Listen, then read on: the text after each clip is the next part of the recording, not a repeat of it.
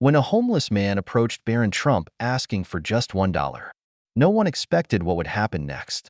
What started as a simple act of kindness would spark a national movement, reunite a broken family, and change lives forever. The city's heartbeat was relentless. Cars honked, pedestrians weaved through the streets, and the hum of conversations filled the air. On the corner of Broad Street and 17th Avenue in Cleveland, Ohio, a man sat slumped against the wall of an old convenience store. His clothes were worn layers, barely keeping the biting winter wind at bay. Beside him, a cardboard sign read, "Anything helps. God bless." His name was Leonard, though most people didn't care to know it. At 42, he had been living on the streets for nearly a year, a series of misfortunes stripping him of everything he once held dear. Each day was a gamble. Sometimes a passerby would toss a few coins his way, but more often, they hurried past, avoiding his eyes. Leonard adjusted his beanie and shivered, watching his shoes of every kind past him, high heels, sneakers, polished loafers. Then, out of the corner of his eye, he noticed something different. A pair of pristine white sneakers stopped just feet away from him. They weren't just expensive. They were the kind only someone truly young and privileged would wear. Leonard glanced up. His curiosity piqued. Standing there was a teenager, tall and unmistakably composed, with his hands tucked casually into the pockets of a sleek jacket. Leonard squinted against the sunlight. He recognized the face but couldn't immediately place it. The boy was waiting at the corner, scrolling through his phone, completely unaware of the attention he was drawing. People around whispered, some even pulling out their phones discreetly to snap pictures. Leonard hesitated. He wasn't one to approach anyone unless they made eye contact first. But something about the boy's demeanor struck him. He wasn't in a rush like everyone else. There was an air of quiet observation, a calmness that seemed out of place amidst the city's chaos. Taking a breath, Leonard spoke up, his voice dry from the cold. "Hey, young man," he called, forcing a smile. "Can you spare $1?" The boy froze mid-scroll, his head tilting slightly as if to confirm he'd heard correctly. Slowly, he turned to face Leonard, his expression unreadable. For a moment, the world around them seemed to slow down. Leonard braced himself for rejection. He was used to it, but what happened next was anything but ordinary. "What do you need it for?" the boy asked, his voice calm but firm. The question caught Leonard off guard. It wasn't rude or dismissive, but there was a weight to it, as if the boy genuinely wanted to know. Leonard's throat tightened. He hadn't expected a conversation. "Well," he began, rubbing his hands together for warmth. "A cup of coffee would be nice. Maybe a sandwich. If I'm lucky." His voice faltered. There was something unsettling about being questioned, but there was no malice in the boy's tone, just curiosity. The boy stepped closer, his phone now forgotten in his pocket. Leonard could feel the stares of others, the silent judgment of people wondering why someone like this kid would waste his time on a man like him. Leonard wanted to shrink away, to avoid the embarrassment, but the boy's gaze held him there. "What's your name?" the boy asked. "Leonard," he replied, his voice barely above a whisper. The boy nodded slightly, his brow furrowing as if he were processing something far beyond the moment. "I'm Barron," he said simply. There was no arrogance, no sense of self-importance in his introduction, just an unexpected sincerity. The hum of the city returned, but something in that exchange was different. The air between them felt charged, as if this brief moment would lead to something far greater. Leonard shifted uneasily on the cold pavement, unsure how to respond. Barron's presence was unlike anything he had encountered before. Most people ignored him, averted their gaze, or tossed loose change in his direction without so much as a word. But here was this young man, not just stopping but actually talking to him, as if he were an equal. Barron crouched down to meet Leonard at eye level. The move startled Leonard. No one had ever done that before. "How long have you been out here?" Barron asked, his tone calm but direct. Leonard hesitated. Sharing his story wasn't something he usually did. "Almost a year," he admitted, his voice barely audible. "Lost my job, my house, everything. Been trying to get back on my feet, but it's hard." Barron nodded thoughtfully, his blue eyes fixed on Leonard. What would help you right now? The question felt heavy. Leonard wasn't sure how to answer. I don't know, he admitted. A chance, I guess. A job. A way to feel human again. Barron stood, reaching into his pocket. He pulled out his wallet and handed Leonard a crisp $20 bill. This is for now, he said, but give me a minute. Leonard watched, confused, as Barron walked a few feet away. Pulling out his phone, he made a call, speaking quietly but urgently. When he returned, he crouched down again. Leonard, he said firmly, meet me here tomorrow at noon. I'm going to help you. Leonard stared at him, unsure if he'd heard correctly. Why? He asked. Barron smiled faintly. Because everyone deserves a second chance. As Barron walked away, Leonard clutched the $20 tightly, feeling something he hadn't felt in a long time: hope. What he didn't know was that this simple encounter would spark a chain of events that would change his life, and the lives of many others, forever. Leonard blinked, struggling to process the moment. The $100 bill felt heavier in his hand than its physical weight justified, and the note with the address seemed to radiate a kind of warmth he hadn't felt in years. Barron Trump stood there, tall and composed, looking far older than his years as he watched Leonard with an unwavering gaze. For nearly a year, Leonard had sat on this same corner, witnessing countless people walk by, some with hurried steps, others with polite avoidance. He had never expected anyone, let alone someone like Barron, to stop, let alone care. I don't know what to say, Leonard finally muttered, his voice cracking. Barron's faint smile didn't waver. You don't have to say anything right now. Just show up tomorrow. That's how you'll say it. Leonard nodded slowly, the weight of the simple promise sinking in. I'll be there, he said, his voice steadier this time. I promise. The quiet exchange might have seemed small to the onlookers, but to Leonard, it felt monumental. Barron's presence alone was disarming, but his words carried a gravity Leonard hadn't encountered in a long time. Words that didn't just offer help, but dared him to believe in himself again. The murmurs of the growing crowd became harder to ignore. Phones were raised, capturing the scene from every angle. Leonard felt a pang of embarrassment as he noticed their stares. For him, this was deeply personal. For them, it was a spectacle. Barron must have noticed Leonard's unease because he turned slightly, addressing the crowd with calm authority. It's easy to walk past someone and judge their circumstances, he began, his voice clear and unwavering. But everyone has a story. Everyone deserves a chance. The crowd fell silent, the weight of his words settling over them. Barron glanced back at Leonard, his expression softening. I hope this reminds you all that sometimes it takes just a little kindness to make a big difference. With that, Barron extended his hand toward Leonard, helping him to his feet. The unexpected gesture caught Leonard off guard, but he accepted it, feeling a rush of warmth and gratitude as he stood. Barron's handshake was firm yet gentle, a connection that spoke volumes without words. Thank you, Leonard said, his voice barely above a whisper. Barron gave him a small nod. Take care of yourself, Leonard, and don't forget, tomorrow morning. Leonard watched as Barron stepped back, sliding his hands into his pockets. He turned and began walking away, his calm composure unaffected by the buzzing crowd that parted to let him pass. His two security personnel followed close behind, their discreet presence now unmistakable. The crowd lingered for a moment, unsure of what to do next. Some dispersed, while others stayed, whispering amongst themselves about what they had just witnessed.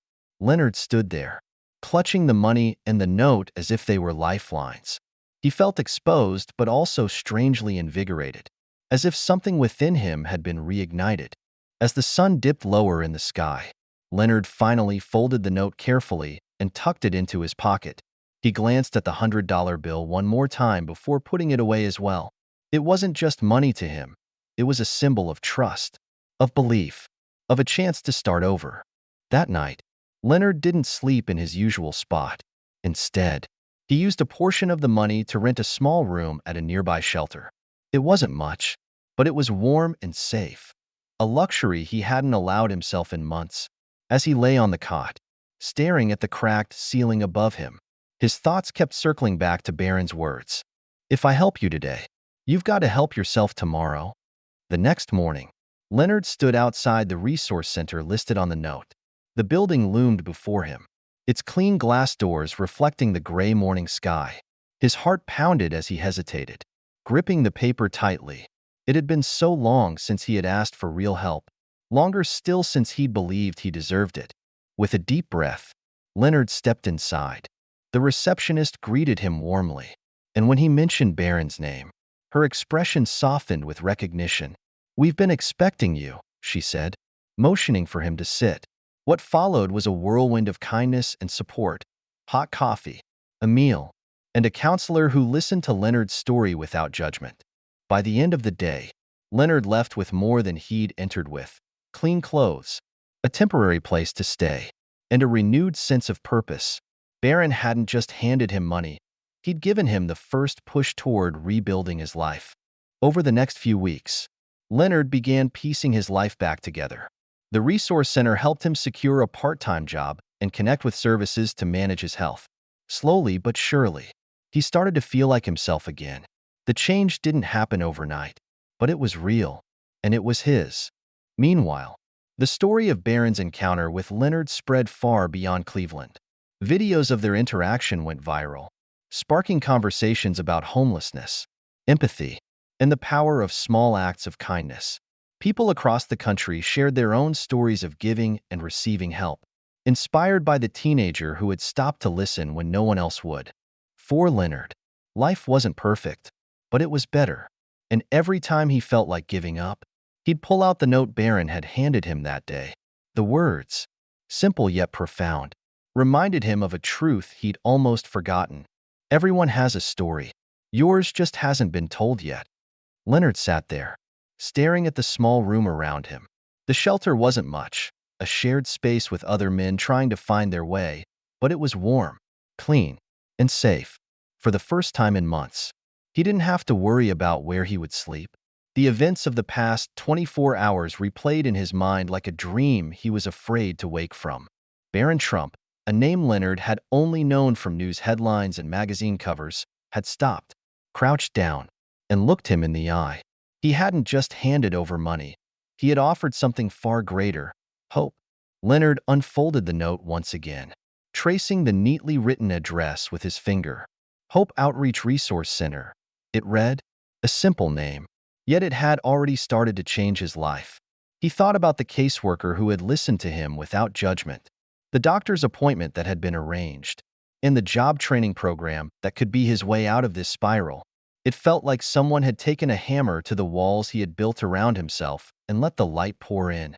Still, Leonard couldn't shake the disbelief. Why had Barron stopped for him? Why had he cared? The question gnawed at him, but every time he tried to answer it, he came back to one thought: because someone believed in me. That belief was new to Leonard, and it carried a weight he wasn't sure he was ready for. But it also ignited something he hadn't felt in years: a determination to prove that belief wasn't misplaced. The next morning, Leonard woke earlier than he had in months. The shelter was quiet, the hum of the heater the only sound in the room. He dressed quickly, pulling on the clean clothes the resource center had provided, and made his way to the kitchen for breakfast. As he sat with a plate of scrambled eggs and toast, he caught snippets of conversation from the other men. Some spoke of their struggles, others of the progress they had made. For the first time, Leonard felt like he was part of something larger, a community of people who understood him in a way no one else could. When breakfast was over, Leonard walked to the job training center listed on the plan his caseworker had given him. The building was only a few blocks from the shelter, but each step felt like a mile. The weight of his past mistakes and failures pressed heavily on his shoulders. What if I'm not good enough? He thought. But then he remembered Barron's words: everyone screws up.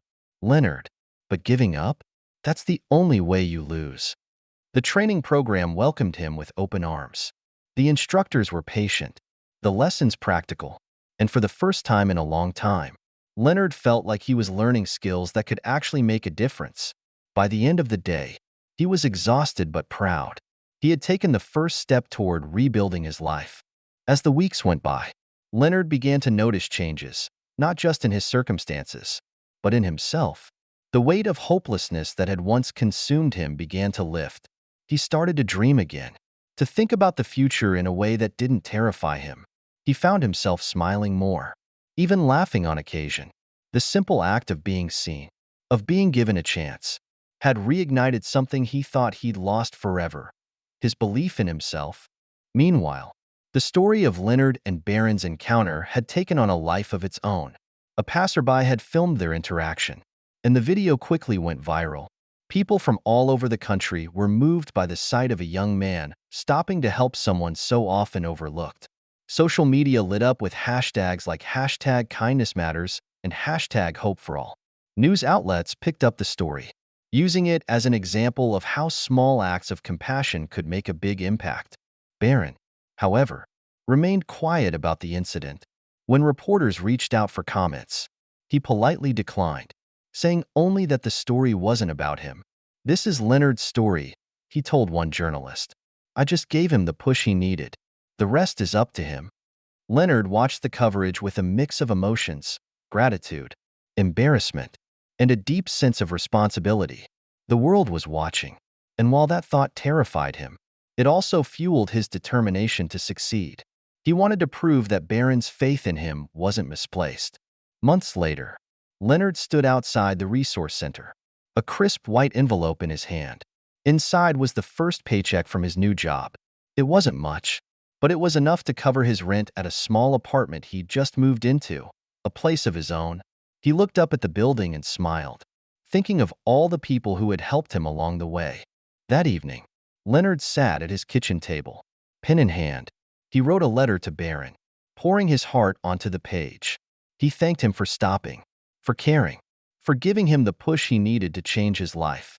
"You didn't just give me money," Leonard wrote. "You gave me hope. And because of that, I'm standing tall again." The story of Leonard and Barron became more than a viral moment. It became a symbol of what was possible when compassion met action. For Leonard, it was a second chance at life. For the world, it was a reminder that even the smallest gestures could create ripples of change. And for Barron, it was proof that kindness, no matter how simple, could light the way for others. Sometimes, it takes just one person to stop, to listen, and to care. And when that happens, it can change everything. Meanwhile, outside the shelter, Barron Trump's simple gesture had sparked a ripple effect far beyond what anyone could have predicted. A bystander's video of his interaction with Leonard had gone viral overnight, spreading like wildfire across social media. The footage, which showed Barron kneeling beside Leonard, handing him the money, and offering heartfelt words of encouragement, struck a powerful chord with millions. Headlines praised the young heir's act of generosity, sparking debates about whether it was a publicity stunt or a rare display of genuine compassion from someone in a position of privilege. Regardless of the discussions, one thing was undeniable: the video had captured something raw, something deeply human. People from all walks of life began reaching out to the Hope Outreach Resource Center. Inspired by Barron's actions, donations poured in, offers to volunteer increased, and the shelter found itself in the spotlight like never before. Unaware of the national conversation surrounding him, Leonard focused on the next steps in his life. He attended his first counseling session, filled out job applications, and began the difficult process of rebuilding his self-worth. As he lay down on the modest cot at the shelter that night, the weight of the past year felt just a little lighter. Somewhere out there, the young man who had stopped to help him was making waves. But Leonard's focus remained simple: take it one day at a time and honor the promise he'd made to himself and to Barron. By the end of the week, Leonard began to notice subtle but significant changes. At the shelter, the staff treated him with kindness and encouragement, reminding him that his story wasn't over yet. Fellow residents, inspired by Leonard's willingness to take that first step, began approaching him. "If you can do it, maybe I can too," one man said, patting Leonard on the back. The gesture, simple as it was, filled Leonard with a sense of pride he hadn't felt in years. Outside the shelter, however, Leonard's story was anything but quiet. The video of his interaction with Barron Trump had exploded across social media, racking up millions of views within days. News outlets picked up the story, analyzing every detail. Commentators debated whether Barron's actions were genuine or performative, while viewers shared their thoughts online. Privilege with a purpose. One tweet read, "This is how you use it for good." Another user posted. Others chimed in, "It's sad that kindness like this shocks us, but kudos to Barron for showing us it's possible." Leonard learned about the attention when a staff member at the shelter showed him the video. Watching himself on screen, he felt a wave of mixed emotions: embarrassment, gratitude, and something he couldn't quite name. The man in the video, with hollow eyes and a defeated posture, barely resembled the person he was trying to become.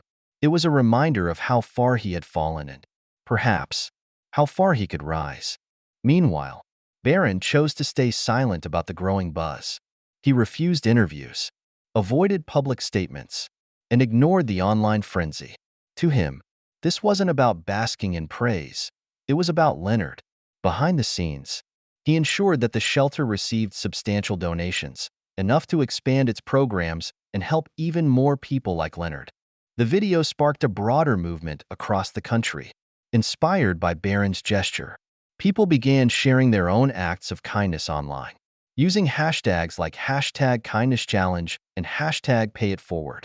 Local charities reported increases in donations, and volunteer numbers soared.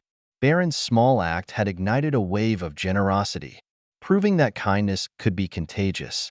For Leonard, the ripple effect became deeply personal. One evening, as he sat in the shelter's common room, a man approached him, looking both hesitant and familiar.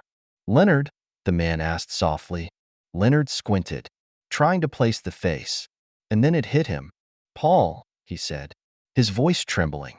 It was his younger brother, the one he hadn't spoken to in over a decade. The two men stared at each other, the weight of lost years hanging between them. "I saw the video," Paul admitted, sitting down beside him. "I didn't know things had gotten so bad for you. I should have reached out sooner." Leonard shook his head, fighting back tears. "It's not your fault. I didn't exactly make it easy for anyone to find me." Paul placed a hand on Leonard's shoulder. "Well, I'm here now, and I'm not going anywhere." Their reunion was bittersweet, a reminder of the time they'd lost, but also a spark of hope for what could be rebuilt. For Leonard, it was another step toward healing, not just his circumstances, but his relationships and his sense of self. As the weeks went on, Leonard began to see his story differently. What once felt like a tragedy now seemed like a testament to resilience. Though the road ahead was long, he carried a renewed sense of purpose, fueled by the kindness of a stranger who had given him more than money. Barron had given him hope. Leonard's story, once defined by loss and despair, became a beacon of what was possible when compassion meets action. Barron's simple act reminded the world that kindness, no matter how small, has the power to create ripples far beyond the moment. For Leonard, it was a chance to start again. For everyone watching, it was a call to see the humanity in others and to act on it. And for Barron, it was proof that one act of kindness could change a life, and maybe even the world. The story of Leonard and Barron reminds us that small acts of kindness can have life-changing ripple effects. In a world often consumed by judgment and indifference, taking a moment to see someone's humanity can spark hope where it's needed most. We all have the ability to make a difference. No matter how small the gesture, a kind word, a helping hand, or even just listening can brighten someone's darkest day. Let this be a reminder to treat others with compassion and grace, for you never know how far your kindness might reach or whose life it could change.